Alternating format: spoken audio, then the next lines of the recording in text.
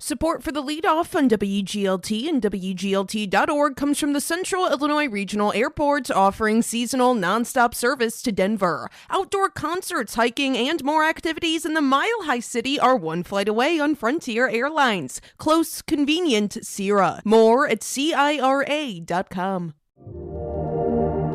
A Bloomington nonprofit is developing a new apartment building for low-income renters. That's one of the things you need to know to start your day for Tuesday, May 7th. I'm Ryan Denham, and this is WGLT's The Leadoff. Now let's lead off with something you don't hear about every day in Bloomington Normal. There's new housing coming. WGLT's Lindsay Jones has more. Thanks to what the state is calling a record investment into permanent supportive housing, the McLean County Center for Human Services is preparing to build a new apartment building. The Illinois Housing Development Authority allotted $123 million this year in federal and state dollars to 14 agencies across the state. The agencies will use the money to create more affordable options for low-income renters who may be at risk of becoming homeless. McLean County Center for Human Services received $9 million, according to CEO Joan Hartman, and will use the funding to construct a 4-story, 24-unit apartment building on Martin Luther King Jr. Drive in Bloomington. The first floor will serve as a sort of community center and house mental health and substance abuse recovery resources. The rest of the building will be single-bedroom units rented to tenants who can benefit from the center's services. What we historically have served as individuals who aren't part of a family unit, and they're the ones who have the greatest need. Hartman says the units will be available for the lowest income renters, meaning those who make less than 30% of the area median income. So when we look at people who are at or below the area median, 30% of the area median income, the availability of housing is almost non-existent. More details on when construction is set to begin will come later in the year. Hartman says the center expects closing on the funding to take about 6 months. For The Leadoff, I'm Lindsay Jones. Here's some other stories we're following in the WGLT newsroom. Psychiatrists from Carle Health led a conversation about mental health at a public forum in Bloomington.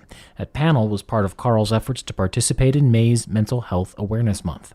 Comcast Xfinity customers have been without St. Louis Cardinals games for nearly a week because of a dispute between Comcast and the parent company of Bally Sports Midwest.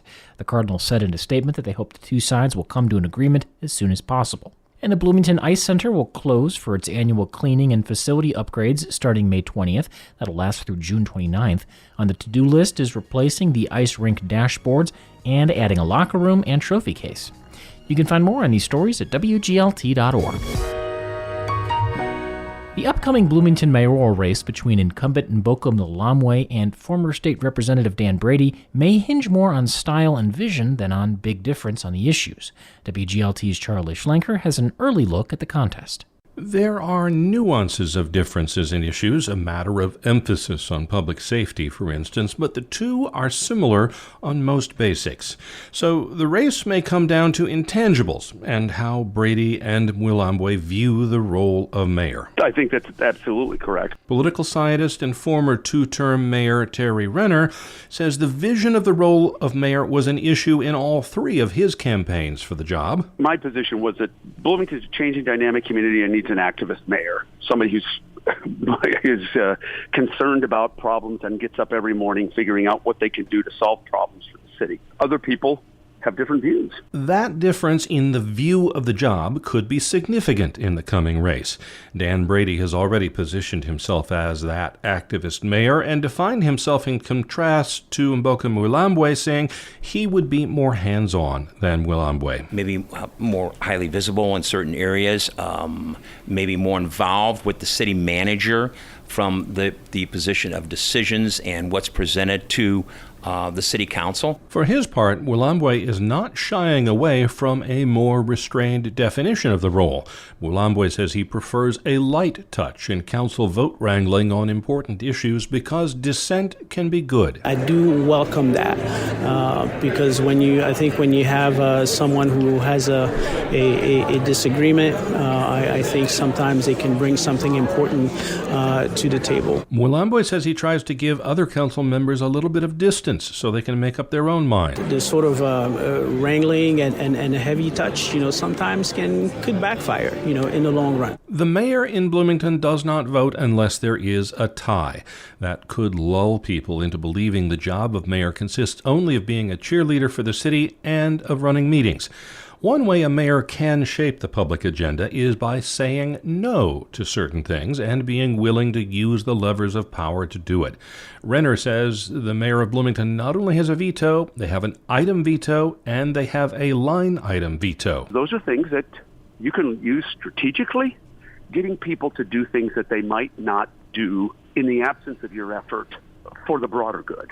Or you can leave those powers on the table. Dan Brady is well aware of that tool. And actually looking at those areas where if something needs to be vetoed out of a budget. Mayor Mulambwe has not used the veto power and says he has never threatened to use it. The two candidates may differ on the use of the bully pulpit. That's a lever of power Renner says is unique to mayors of mid-sized cities. I could have a hangnail and get full court press coverage under the right circumstances.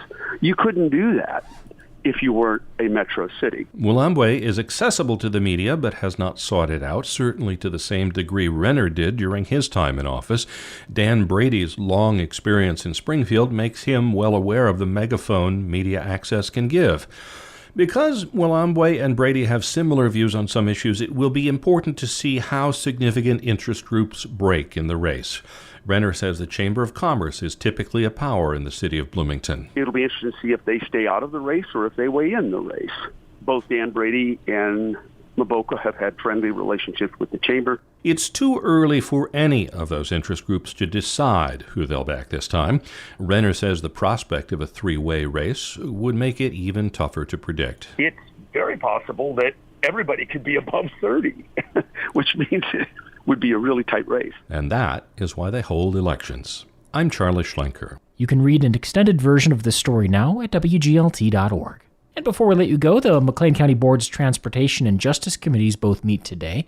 On the Justice agenda at 4:30 is another agreement with ISU for data analysis and research related to criminal justice. And that's it for today. I'm Ryan Denham, and our producer was Rosalie Truback.